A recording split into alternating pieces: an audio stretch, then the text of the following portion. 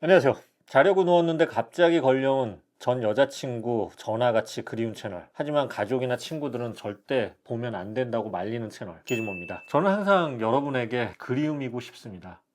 그리고 금단의 영역이고 싶고요. 오늘도 여러분이 그리워서 영상을 찍었습니다. 재밌게 봐주시고요. 자, 오늘은 하만카던의 가장 오래된 스피커 라인업 중에 하나죠. 오닉스 스튜디오 9입니다. 더 오래된 것도 있지만 이게 넘버링은 지금 9까지 가장 오래됐어요. 자, 이름 뜻에서 오닉스는 보석의 일종이고요. 스튜디오는 원룸만한 공간을 뜻하죠. 이름 그대로 풀이하면 원룸 정도에서 쓰기 좋은 보석 같은 스피커. 이게 바로 오닉스 스튜디오죠. 자, 지난 오닉스 8이 2022년에 출시됐으니까 4년 만에 나왔죠. 실제로는 작년에 나왔어요. 해외는. 올해, 우리나라는 올해 나왔습니다. 지난 버전과의 가장 큰 차이는 디자인도 변화가 크지만 사실 앱을 지원하는 점이 가장 큰 차이라고 할 수가 있습니다. 사실 음질은 오닉스 8과 아주 큰 차이는 없습니다. 하지만 기존 제품은 앱을 지원하지 않아서 고정된 음질로만 들을 수밖에 없었죠. 이번엔 앱을 통해서 EQ를 지원합니다. 자, 오닉스 스튜디오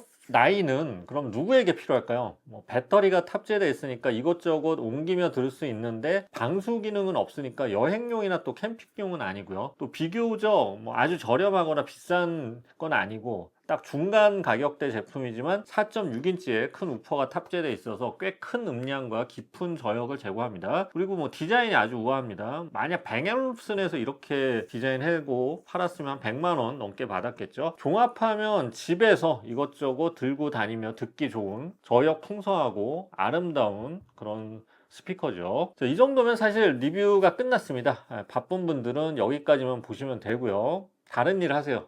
시간은 소중하니까. 하지만 한가하고 시간이 많은 분들은 계속 보시면 되고요. 자, 하만카돈이라는 회사 소개 잠깐 드리면 1953년 음향 엔지니어인 버나드 카돈과 사업가인 시드니 하만이 각각 5,000달러씩 투자해서 만든 회사입니다. 원래 이렇게 동업을 하면 찢어지기 쉬운데 아직까지 하만카돈이라는 이름이 유지가 되고 있어요. 존경스럽습니다. 초창기에 세계 최초의 튜너 앰프와 세계 최초의 스테레오 신기를 만들면서 유명해졌고요. 2000년대 이 주요 자동차의 카우디오 시스템을 만들면서 굉장히 크게 성장을 합니다. 자, 2016년에 삼성전자에게 피인수 됐죠. 이제 삼성전자 계열사입니다. 나중에 이제 바월센 윌킨스와 데논, 마란츠 등도 인수해서 지금 거느린 업체가 엄청나요. JBL, 하만카던, AKG, 세계 최대의 오디오 회사입니다. 오늘 소개하는 오닉스 스튜디오 시리즈는 2013년 첫 선을 보였고요. 13년간 원형 형태의 스피커로 인기를 끌고 있습니다. 이번 오닉스 스튜디오 9의 국내 출시가는 32만 9천 원입니다. 더보기란에 최저가 링크를 찾아서 걸어놨습니다. 이 링크를 통해 구입하시면 저는 소정의 수수료를 벌 수가 있습니다. 미리 감사합니다. 자, 리뷰 시작하겠습니다.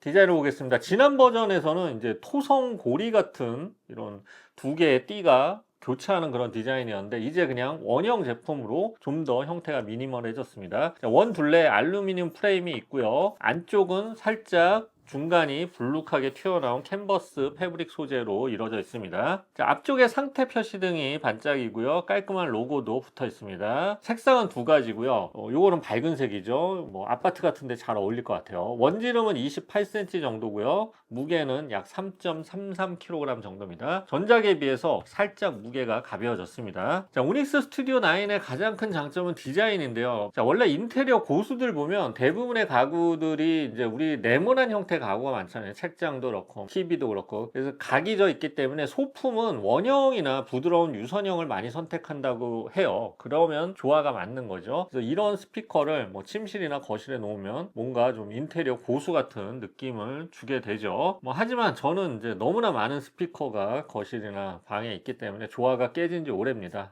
과유불급이죠. 자, 알루미늄 프레임은 바닥으로 가면서 점차 넓어져서 받침대가 되고요. 위쪽에는 또 손잡이 구멍이 있어서 들고 다니기가 좋습니다. 자, 배터리 내장형이기 때문에 집안 이것저것 들고 다니면 음악 듣기가 좋죠. 다만 방진 방수 기능은 없기 때문에 물이 닿지 않도록 조심하는 게 좋을 겁니다. 자, 넘어질까봐 걱정이 될 텐데 생각보다 아주 견고하게 받쳐지고 있기 때문에 때문에 일부러 힘을 줘서 밀지 않는 이상 그래도 잘 넘어지진 않습니다. 하지만 집에 고양이가 있다면 고민해 봐야겠죠. 자, 알루미늄 프레임 위쪽에는 전원, 블루투스 페어링, 볼륨, 오라캐스트 버튼 등이 있습니다. 터치식이 아니라 이게 물리 버튼이에요. 전원 버튼을 2번 연속 누르면 다음 곡, 3번 연속 누르면 이전 곡입니다. 후면에는 옥스 입력과 파워 전원 포트 그리고 충전용 USB Type-C 포트가 있습니다. 이 충전용은 이 제품을 충전하는 게 아니라 스마트폰을 충전해 줄 수 있는 그런 포트예요. 집에는 뭐 충전기 하나 더 사왔다고 하면 됩니다. 저희 집에는 충전기가 지금 100개 정도가 있습니다. 이것도 문제죠.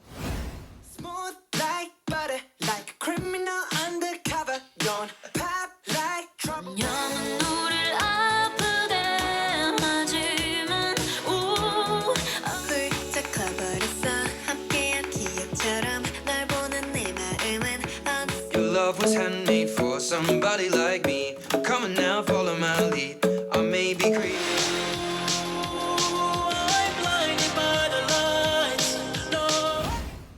자, 음질을 알아보고 있습니다. 출력은 50W고요. 주파수 응답은 50Hz에서 20kHz입니다. 유닛의 위치와 설계가 내부가 좀 많이 바뀌었는데 뭐 겉에서 보이진 않지만요. 자, 0.8인치 트위터가 총 3개고요. 소리가 각각 멀리 확산되도록 설계를 했습니다. 또 약 4.7인치 크기의 대형 우퍼와 패시브 라디에이터를 아주 가깝게 달았어요. 그래서 크기에 비해서 굉장히 압도적인 저역을 들려줍니다. 자, 고역과 저역을 강화했으니까 음질 특성은 당연히 전형적인 V자 음색이죠. 음질적 장점으로 보면 실제 판매 가격이 뭐 20만 원대 후반인데 이 정도 깊은 베이스를 이 가격대에서 들려주는 제품은 흔하지 않습니다. 다만 음질적 단점으로는 살짝 산만하고요. 저역대가 다른 대역을 가리는 이 마스킹 형상이 살짝 있습니다. 근데 에이징을 시켜주면 확실히 좀 더 나아져요. 그리고 사용자 EQ를 지원하기 때문에 이 부분은 저역을 좀 낮춰주면 돼서 결정적 단점은 아닙니다. 그래서 저역이 부담스러우면 최저 대역만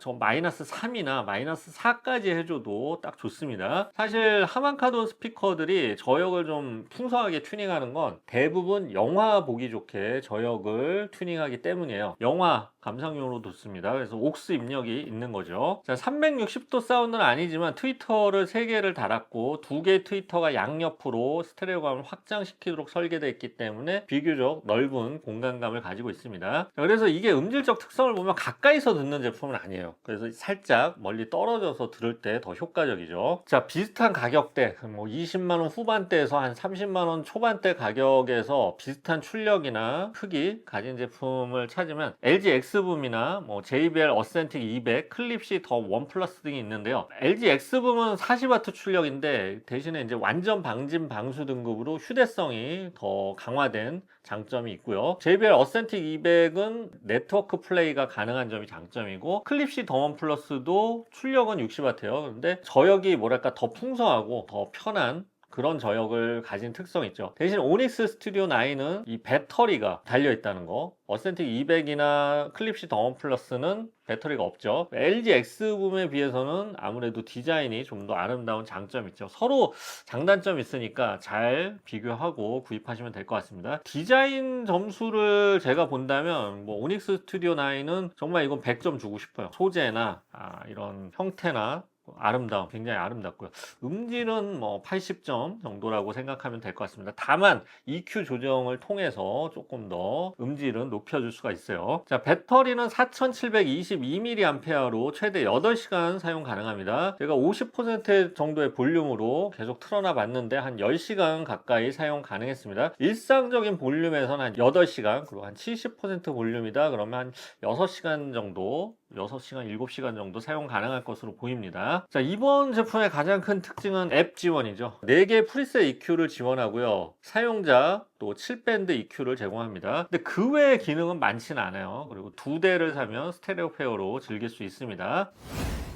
자, 정리해 보겠습니다. 하만카돈 오닉스 스튜디오 9은 정말 우아한 디자인과 고급스러움을 가진 그런 디자인적 장점이 큰 블루투스 스피커입니다. 아름다운 원형 패브릭 소재와 알루미늄 프레임. 이거는 가격 대비 훨씬 고급스럽게 보이고요. 집안 어디든 들고 다니며 들을 수 있도록 배터리가 탑재되어 있는 점도 장점입니다. 음질적으로는 알기 쉬운 V자 성향으로 팝 음악이나 보컬 음악 즐기기 좋은 스피커고요. 가요도 물론 좋고요. 고음질 코덱이나 네트워크 옵션은 없지만 50W의 출력과 깊은 저역을 재생해내서 흥겹게 음악 감상하기 좋은 스피커입니다. 또 저역 타격감이 꽤 있기 때문에 영화 감상용으로도 좋은 제품입니다. 그래서 옥스 연결 잘 활용하면 시차 없이 엔터테인먼트용으로 잘 활용 가능합니다. 아쉬운 점이 있다면 방수 등급이 없고요. 기본 사운드에서는 저역대가 좀 강해서 마스킹 현상이 일부 생길 수 있습니다. 저는 초저역대 EQ 가장 마지막 것만 살짝 마이너스 3에서 4까지 줄여서 사용합니다. 그리고 전원이 USB Type-C가 아니라 AC 전원 사용하는 점은 조금 불편할 수 있습니다. 자, 리뷰는 여기까지고요. 벌써 9월이죠.